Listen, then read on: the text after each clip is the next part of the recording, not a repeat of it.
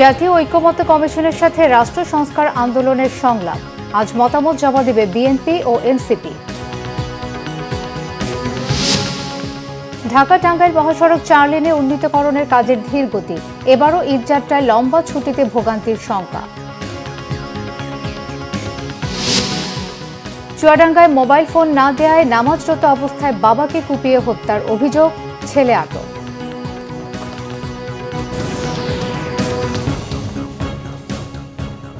দেখছিলেন crown Freeman সংবাদ শিরোনাম। বিস্তারিত।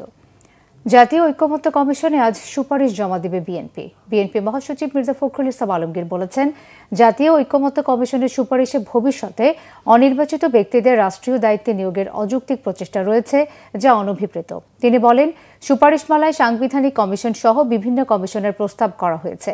এই সমস্ত কমিশনের এখতিয়ার, কর্মকাণ্ডের যে বর্ণনা দেওয়া হয়েছে তাতে মনে করার যথেষ্ট কারণ রয়েছে যে আইন বিভাগ ও নির্বাহী বিভাগকে যতটা সম্ভব অবমূল্যায়ন এবং ক্ষমতাহীন করাই এর উদ্দেশ্য। এদিকে জাতীয় ঐক্যমত্য কমিশনের তৃতীয় দিনের সংলাপে অংশ নিয়েছে রাষ্ট্র সংস্কার আন্দোলন। সকাল 9:30টার দিকে জাতীয় সংসদ ভবনের এলডি হলে এই সংলাপ হয়। রাষ্ট্র সংস্কার আন্দোলনের সভাপতি কাইয়ুমের নেতৃত্বে 6 সদস্যের প্রতিনিধি দল সংলাপে অংশ নেন। অন্যদিকে জাতীয় ঐক্যমত্য কমিশনে আজ সংস্কার সুপারিশমালার স্প্রেডশিট জমা দেবে জাতীয় নাগরিক পার্টিও। জাতীয় নাগরিক পার্টির নেতারা বলেছেন, সংস্কার প্রস্তাবে ভোট দেওয়ার বয়স 16 বছর এবং নির্বাচনে প্রার্থী হওয়ার বয়স 23 বছর করার প্রস্তাব করা হয়। ঢাকা টাঙ্গাইল মহাসড়ক 4 লেনে উন্নীতকরণের কাজের ধীর গতিতে এবারও ঈদযাত্রায় ভোগান্তির শঙ্কায় চালক ও যাত্রীরা। যদিও প্রকল্প ব্যবস্থাপকের দাবি, ঈদে 4 লেনের সুবিধা পাবে ঘরমুখো মানুষ। আর যানজট এড়াতে নানা পদক্ষেপও নিয়েছে পুলিশ। আতাউর রহমান আজাদের তথ্য ছবিতে ডেস্ক রিপোর্ট।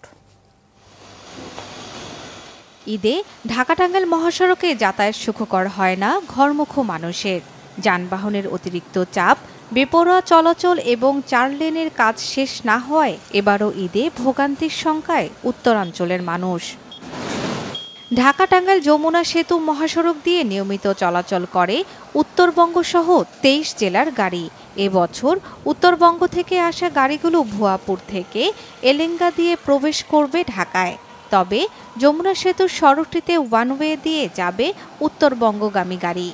আর এতে আশঙ্কা বেড়েছে যানজটের। রাস্তার পরিস্থিতি খুবই খারাপ, সিঙ্গেল রোড, গাড়িগুলি ঠিকভাবে যাতায়াত করতে পারে না। তো রাস্তা যদি 4 লাইন হতো তাহলে ধরেন জামটা একটু কম হতো। আর যমুনা সেতু টোলে ধরেন এই টাকা নিতে ধরেন লেট করে। ঈদের সময় এই যমুনা ব্রিজের এপারেও ওপারেও দুই পারেই দেখা যায় যে একটা বিরাট যানজট পড়ে। 4-5টা গাড়ি করে দাঁড়ায় থাকে, সামনে ফ্রি, খালি প্যাসেঞ্জার তোলার জন্য যে জ্যামটা হয়। ঈদের সেতু পর্যন্ত যানবাহন চলবে নির্বিঘ্নে, দাবি ঠিকাদারি প্রতিষ্ঠানের। ঈদে সবসময় আমাদের এই জায়গায় 2 লেন থাকার কারণে নর্মালি হলো যে জ্যাম সৃষ্টি হয়। এবার আশা করতেছি আমরা এক্সট্রা 2 লেন এখানে প্রোভাইড করতে পারবো এবং যার কারণে সামনে উত্তরবঙ্গগামী লোকজনের কোনো ধরনের কোনো জ্যাম হবে না। যানজট নিরসনে সেতুগুলোতে আলাদা মোটরসাইকেলের বুথ সহ উভয় পাশে অতিরিক্ত আরও 6টি বুথ বাড়ানো হবে বলে জানিয়েছে কর্তৃপক্ষ। আমাদের টোল প্লাজায় 9টা বুথ সার্বক্ষণিক চালু থাকবে, উভয় দিকে 9টা 18টা বুথ। 2টা 4টা বুথ চালু থাকবে মোটরসাইকেলের জন্য, কারণ আপনারা জানেন যে প্রচুর মোটরসাইকেল ঢাকা থেকে আসে। সেই মোটরসাইকেলগুলো আমাদের গোলচত্বর থেকে আলাদা হয়ে সার্ভিস রোড দিয়ে আপনার সেতুতে উঠবে। ঘরমুখো মানুষের যাত্রা নির্বিঘ্ন করতে নানা পদক্ষেপ নিয়েছে পুলিশ। মহাসড়ককে ঘিরে প্রচুর পরিমাণে যানবাহন এখানে যাতায়াত করবে এবং সেই যানবাহনের নিরাপত্তা, যাত্রী নিরাপত্তা, মহাসড়কের যাতে নিরবিচ্ছিন্নভাবে তাদের যাতায়াতের পথটি যাতে ত্বরান্বিত হয়, সেজন্য আমাদের প্রায় 750 পুলিশ, টাঙ্গাইল জেলা পুলিশের তারা কিন্তু মোতায়েন থাকবে এবং এটার প্রস্তুতিও আমরা ইতিমধ্যে নিয়েছি।